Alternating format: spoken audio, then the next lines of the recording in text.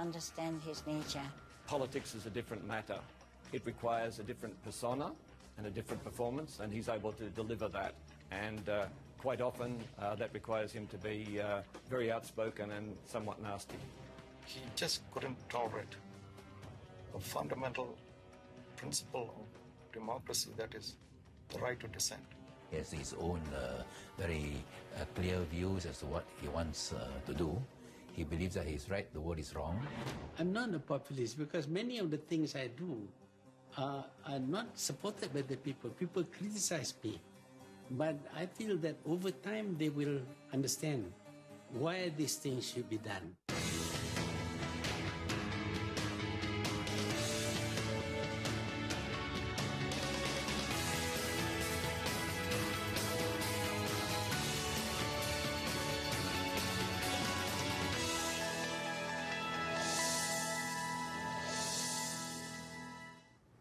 Mahathir Mohamad, from student politician to popular doctor, and now the country's Prime Minister.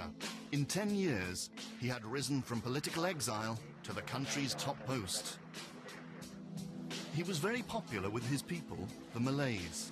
They made up a majority of Malaysia's population. However, being mostly poor farmers, they shared only a small part of the country's wealth. Mahathir had been championing the Malay cause, and now, at 56 years old, he was in the ultimate position to advocate change. Unlike his predecessors, the West did not inspire Mahathir.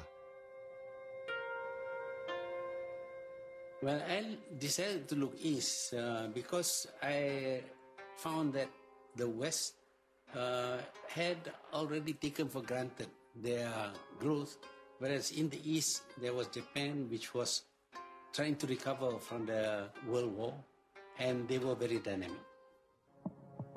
In his book, The Malay Dilemma, published 11 years previously, Mahathir had written that the Malays were economically behind the other races. Well, I believe the poor performance of the Malays was due to their value system. And I think that if they adopt the Japanese value system, they would prosper the way the Japanese prosper. So I tried to change their value system so as to be compatible with growth, with success. By introducing the Look East policy, Malaysians for the first time, I think, began to recognize that there are other paths to modernization, that there are latecomer industrializing countries from which one can learn from. Mahathir's administration promised to be clean, efficient and trustworthy. He got everyone in government service to wear name tags, a way of ensuring accountability. Dr. Mahathir hoped to instill in the bureaucracy a sense of purpose and good work habits that he himself practiced. And I wake up early enough to say my prayers. And after that, of course, I had my breakfast. And I leave to be on time at the office because I have to clock in. The punch clock system was to instill work discipline, something he saw lacking when he was the Minister for Trade. I looked out of the window at 3 o'clock and I saw the staff all going home. So I asked, why is it that they are going home at 3 o'clock? I was told that they want to avoid the traffic. And that actually resulted in my introducing punch cards. He was realistic about his efforts, though.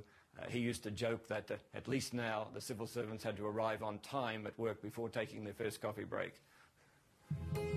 Soon after taking office, Mahathir had a falling out with the British government. As a result, he asked everyone to buy British-made goods only as a last resort. Mahathir introduced the so-called Buy British Last policy, which was also retaliation for this decision by the Thatcher government to raise the cost of fees for foreign students. Many Malaysians, like others from throughout the Commonwealth, continued to get education in the United Kingdom. The rocky relationship started a month earlier, on September 7th, 1981.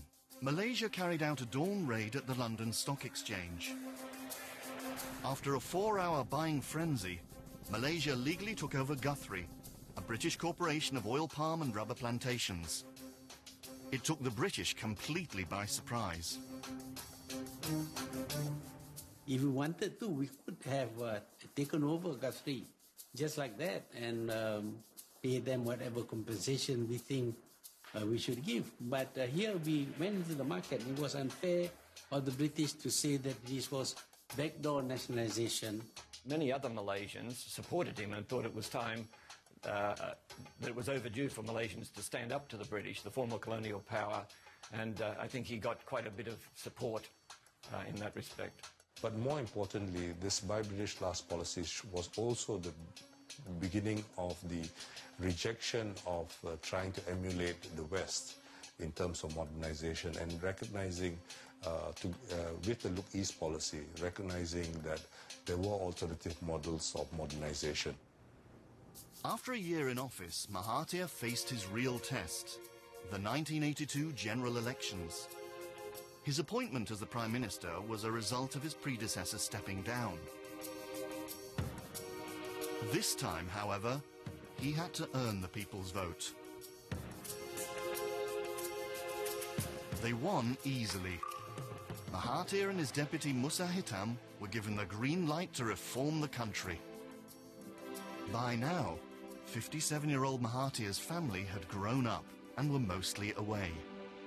My parents were hankering for grandchildren for a while, and none of us kids were married or having kids at that time, not even thinking about it. So it so happened they went on an official visit to Pakistan, and my mom's program included a visit to an orphanage.